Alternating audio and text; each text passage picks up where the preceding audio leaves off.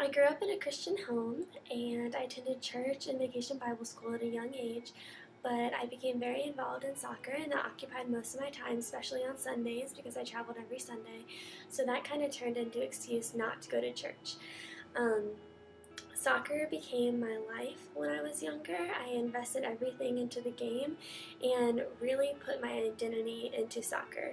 I dealt with 4 different medical issues simultaneously over the 4-year course of high school, and the last one I was diagnosed with was called POTS syndrome, and that was just debilitating. I missed the majority of my junior year of high school, and functioning on a daily basis became a struggle, and not feeling good became my normal. At that point, I had faith in myself.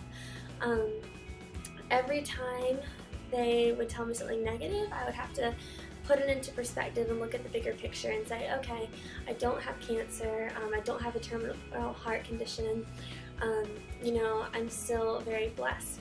I was able to rehabilitate myself to the point where college was an option. I came to college and I looked at it as a fresh start. I only knew a couple people from my high school that were here, so I realized I really had the opportunity to create the person I wanted to be. And my nature is that I just love people, so because I didn't know very many people, I constantly was establishing relationships with people and getting to know others. And in that, I started doing random acts of kindness for people and just investing a lot of myself in circumstantial relationships, looking for happiness, seeking my worth in other people, seeking acceptance, and I think was looking towards earthly people to be all satisfying.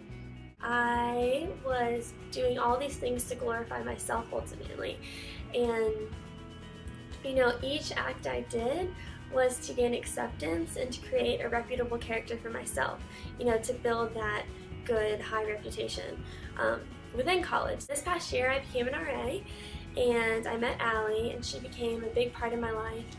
And one night we were having a conversation and she told me that she had been on project over the summer in Florida with campus outreach, sharing her faith with others, and this year she was going to get involved with FCA.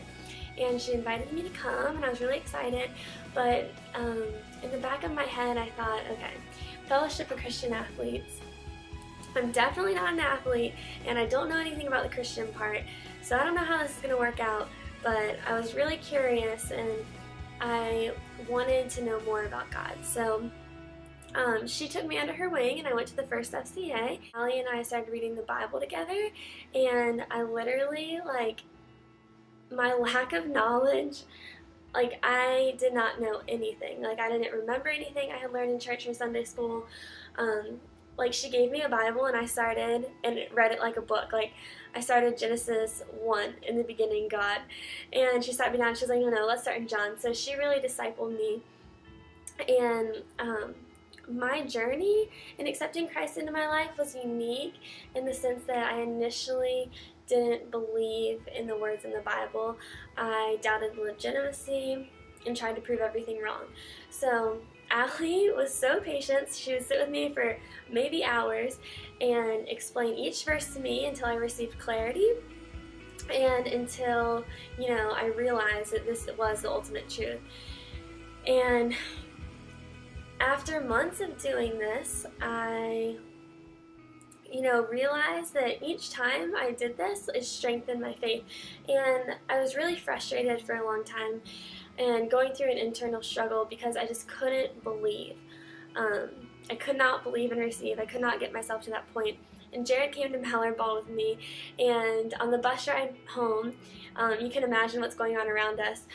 We start, talking about the Word, and I pull out my Bible app, and we're just talking about scripture, and he kind of explains to me his journey in accepting Christ into his life, and how whatever I was going through at that point in trying to accept Christ into my life and doubting everything, it was part of God's plan. And for some reason I needed to do that in order to believe. That last semester, I did accept Christ into my life. I was driving home to Virginia on Christmas break, and that's an 8-hour car ride, so I was just doing a lot of self-reflecting, and the song One Thing Remains came on, and the lyrics are, "Your love never fails, it never runs out, it never gives up on me."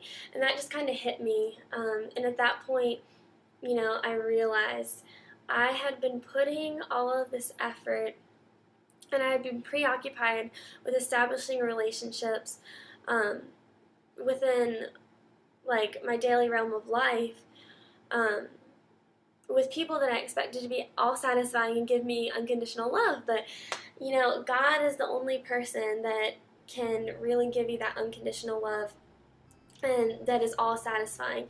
So I was able to establish a relationship with the most important person in my life, Christ. So that was just really neat. And up to this point, I just realized that I was truly blind before, blind to everything, and this void that I desperately tried to fill with earthly things and circumstantial happiness was now being filled with Christ and that everlasting joy that I now experience with Christ in my heart. And now I just know that I am loved more than I can imagine. I just can't thank FCA enough. It's really neat how, at the point in my life where I was feeling this huge void and just wasn't genuinely happy anymore, that Allie and the leadership team of FCA came into my life, and God put them into my life to, lead me to God, lead me to Him, show me the gospel. And it's just really neat, and He continues to amaze me every day in everything that I do. And for FCA to lead one person to believe is never-ending success, because they've created another power strip where people can plug into and spread the word of the gospel. So that's just really neat to me, and I'm excited to see what else FCA can do for other people, because it's done a lot for me. I go, wherever I do, I wonder where I am in my relationship to you. Wherever you go, wherever you are, I watch that pretty light play out in pictures from afar.